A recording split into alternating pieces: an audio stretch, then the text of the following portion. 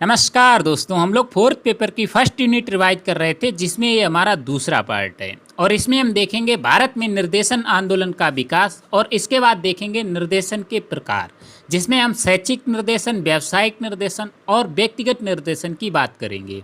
तो चलिए शुरू करते हैं। अब भारत में निर्देशन आंदोलन का विकास, development of guidance movement in India, यानी कि भारत में निर्देशन किस तरह से शुरू हुआ। तो भारत में निर्देशन आंदोलन लगभग 1930 के आसपास प्रारंभ हुआ और भारत को निर्देशन से परिचित कराने का श्रेय श्री सोहनलाल तथा के.जी. सैदेन को जाता है। स्वतंत्रता के बाद निर्देशन में विकास के लिए दो स्तरों पर उपाय किए गए, राष्ट्रीय स्तर पर और राज्य स्तर पर, यानी कि नेशनल लेवल और स्टेट लेवल पर अलग अलग उपाय किए गए, जिसके लिए बहुत सारी संस्थाओं का भी गठन किया गया। अब सबसे पहले हम देखते हैं राष्ट्रीय स्तर पर निर्देशन के लिए किए गए उपाय। तो राष्ट्रीय स्तर पर निर्देशन के लिए किए गए प्रमुख उपाय निम्न है। ठीक है, प्रमुख रूप से दो संस्थाएं राष्ट्रीय स्तर पर निर्देशन को चलाती हैं। माध्यमिक शिक्षा आयोग का गठन किया गया, उसके बाद जो है एनसीईआरटी का, जो प्रमुख उपाय किए गए थे भारत में निर्देशन व्यवस्था को शुरू करने के लिए।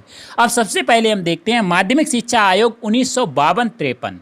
तो माध्यमिक शिक्षा आयोग ने अपनी रिपोर्ट में लिखा कि अच्छी शिक्षा का रहस्य छात्र को ये अनुभव करने के सुयोग्य बनाना है कि उसकी प्रतिभाएं एवं अभिवृत्तियां क्या हैं, यानी कि निर्देशन के माध्यम से उसको इस बात का ज्ञान कराना है कि उसकी प्रतिभा क्या है, उसकी अभिवृत्तियां क्या हैं और किस ढंग से, किस सीमा तक वह उनका भली प्रकार से विकास कर सकता है, जिससे वह उचित सामाजिक सामंजस्य स्थापित कर सके और उचित प्रकार का रोजगार खोज सके। अब इसके बाद दूसरी संस्था आती है राष्ट्रीय शैक्षिक अनुसंधान और प्रशिक्षण परिषद, यानी कि NCERT, national council of educational research and training, जो कि राष्ट्रीय स्तर पर निर्देशन के कार्य को करती है। तो सन 1961 में भारत सरकार ने एनसीईआरटी की स्थापना की, जो कि मानव संसाधन एवं विकास मंत्रालय, जो कि प्रेजेंट में शिक्षा मंत्रालय कहलाता है, जो कि मानव संसाधन एवं विकास मंत्रालय के अधीन कार्य करती है। इस संस्था के निर्देशन संबंधी प्रमुख कार्य निम्न है। सबसे पहला है शैक्षिक निर्देशन पत्रिका का प्रकाशन करना, कि निर्देशन व्यवस्था किस तरह से विद्यालय में चलेगी। तो एनसीईआरटी का एक कार्य है कि शैक्षिक निर्देशन पत्रिका का प्रकाशन करना, निर्देशन कर्मियों के प्रशिक्षण की व्यवस्था करना और प्रकाशन के बाद निर्देशन पत्रिका को विद्यालय में वितरित करना। इसके बाद देखते हैं राज्य स्तर पर निर्देशन के विकास के लिए किए गए कार्य।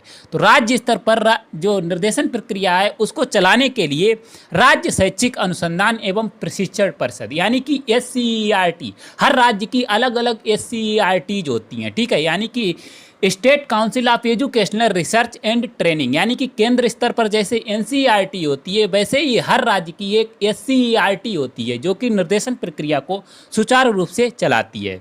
तो राज्य स्तर पर ऐसी संस्थाओं का निर्माण किया जाए जो कि निर्देशन प्रशिक्षण के लिए शिविरों का आयोजन किया जा सके। राज्य स्तर पर ऐसी संस्थाओं का निर्माण किया जाए जिससे निर्देशन प्रशिक्षण के लिए शिविरों का आयोजन किया जा सके। इसके बाद देखते हैं निर्देशन के प्रकार, टाइप्स ऑफ गाइडेंस। ठीक है, जो कि इम्पोर्टेंट है। तो आज के युग में मानव जीवन इतना जटिल हो गया है, यानी कि मानव जीवन, बहुत सारी समस्याएं हो गई हैं मानव जीवन में, और समस्याओं के निवारण के लिए हमें निर्देशन की आवश्यकता होती है। तो आज के युग में मानव जीवन इतना जटिल हो गया है, इसलिए अच्छा सामाजिक जीवन जीने के लिए निर्देशन की आवश्यकता होती है। निर्देशन के प्रमुख प्रकार निम्न हैं। सबसे पहला है शैक्षिक निर्देशन, दूसरा है व्यावसायिक निर्देशन और तीसरा है व्यक्तिगत निर्देशन। ठीक है, educational guidance, vocational guidance and personal guidance. Simple है, आराम से समझ में आ जाएगा, लेकिन आपको इनमें लिखना कैसे है ये आप यहाँ से देख सकते हैं। शैक्षिक निर्देशन यानी कि शिक्षा से संबंधित निर्देशन, व्यावसायिक निर्देशन व्यवसाय से संबंधित निर्देशन, और व्यक्तिगत निर्देशन जो हमारी व्यक्तिगत समस्याएं हैं उनको सॉल्व करने के लिए जो सलाह दी जाती है वो कहलाता है व्यक्तिगत निर्देशन। अब सबसे पहले हम देखते हैं शैक्षिक निर्देशन, एजुकेशनल गाइडेंस। तो शैक्षिक निर्देशन का अर्थ है शिक्षा से संबंधित निर्देशन, अर्थात छात्रों को अध्ययन के लिए उचित पाठ्यक्रम का चयन और अन्य शैक्षिक समस्याओं को सुलझाने के लिए दिया जाने वाला निर्देशन ही शैक्षिक निर्देशन कहलाता है। कि उन्हें किस तरह का उचित पाठ्यक्रम उनके लिए कौन सा होगा, या कोई सी भी शैक्षिक समस्या है उसको सॉल्व करने के लिए जो निर्देशन दिया जाता है वो कहलाता है शैक्षिक निर्देशन। शैक्षिक निर्देशन के संबंध में आर्थर जे जोन्स ने लिखा है कि शैक्षिक निर्देशन विद्यालयों, पाठ्यक्रमों, पाठ्य विषयों और विद्यालयों से संबंधित उनके चुनाव एवं समायोजनों में छात्र के लिए प्रदत्त सहायता से संबंधित है। छात्र को वो सहायता है जो उसको विद्यालय पाठ्यक्रम या पाठ्य विषयों को चूज करने में सहायता करती है। ठीक है, वो आता है शैक्षिक निर्देशन। जब भी आप इफेक्टिव आंसर लिख रहे हैं तो आपके जो कथन है, किसने क्या कहा, वो इंपॉर्टेंट होता है। ठीक है, इसके बाद देखते हैं हम व्यावसायिक निर्देशन, वोकेशनल गाइडेंस। तो आज की शिक्षा का अंतिम उद्देश्य व्यवसाय पाना ही बचा है। ठीक है, हम कोई भी जो है शिक्षा प्राप्त कर रहे हैं तो उसका मेन उद्देश्य केवल जॉब पाना है। तो आज की शिक्षा का अंतिम उद्देश्य व्यवसाय पाना ही बचा है। व्यावसायिक निर्देशन में छात्र को ये बताया जाता है कि वह किस पाठ्य विषय से शिक्षा ले जिससे वह जल्द से जल्द व्यवसाय पाकर अच्छा सामाजिक जीवन जी सके। तो व्यावसायिक निर्देशन का ये कार्य होता है। क्रो एंड क्रो के अनुसार व्यावसायिक निर्देशन सामान्यतया व्यवसाय को चुनने में और उन्हें उचित व्यावसायिक उन्नति के लिए दी जाने वाली सहायता है। एक ऐसी सहायता है जो व्यवसाय को चुनने में सहायता करती है। ठीक है, वो कहलाता है व्यावसायिक निर्देशन। इसके बाद तीसरा और लास्ट है व्यक्तिगत निर्देशन, पर्सनल गाइडेंस। तो सिंपल जो व्यक्तिगत समस्याओं को सॉल्व करने के लिए जो गाइडेंस दी जाती है, जो निर्देशन दिया जाता है, वो कहलाता है व्यक्तिगत निर्देशन। तो मानव जीवन समस्याओं से भरा है, जिनमें से बहुत सारी समस्याएं व्यक्तिगत होती हैं। ठीक है, हर व्यक्ति की अपनी कुछ व्यक्तिगत समस्याएं भी होती हैं। किसी छात्र या व्यक्ति को व्यक्तिगत समस्याओं के समाधान के लिए दिया जाने वाला निर्देशन ही व्यक्तिगत निर्देशन कहलाता है।